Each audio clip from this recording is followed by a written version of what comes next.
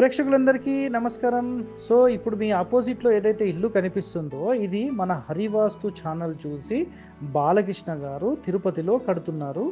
So, ప్రధాన ద్వారం అనేది కరెక్ట్‌గా మూడవ స్థానం, నాలుగవ స్థానం అంటే నాలుగవ స్థానం అనుకోండి కరెక్ట్‌గా తీసుకొని దాని అపోజిట్‌లో ఎట్లా అలైన్‌మెంట్ క్లియర్ చేశారు చూడండి.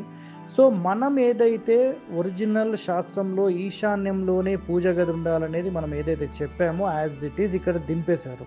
సో, ఈశాన్య మూలలు కూడా ఓపెన్ చేశారు. నెక్స్ట్ దక్షిణంలో ఇక్కడ గమనించండి. కొంతమంది వచ్చి బెదిరించిన విషయం ఏంటంటే వీళ్ళకు దక్షిణం సైడ్ వీళ్ళు ఏం చేశారంటే మెట్లు పెట్టేశారు. Right, okay. డిగ్రీల ప్రకారం 93 డిగ్రీలు వీళ్ళ స్థలం అనేది ఉంది. సో, ఆ డిగ్రీల ప్రకారం చూస్తే నైరుతి అనేది ఈ మెట్లకు సంబంధించిన కుడివైపు భాగం. సో, ఇక్కడ మీకు ఎక్కిన తర్వాత మీకు చూపిస్తాను చూడండి ఒకసారి.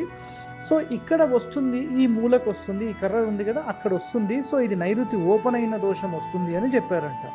ఒరిజినల్‌గా గుర్తుపెట్టుకోండి, 100% శాస్త్రంలో ఎక్కడ కూడా ఇట్లాంటి వివరణ లేదండి. సో, మనం ఖచ్చితంగా పాటించాల్సిన నియమాలలో ఒకటే గుర్తుపెట్టుకోండి, 4 మూలలు మాత్రమే. అంటే ఈశాన్యము, ఆగ్నేయము, నైరుతి, వాయువ్యం అనేది 4 మూలలే. సో, మీరు ఎలాంటి భయం అనేది పెట్టుకోకండి. Stay tune to our channel.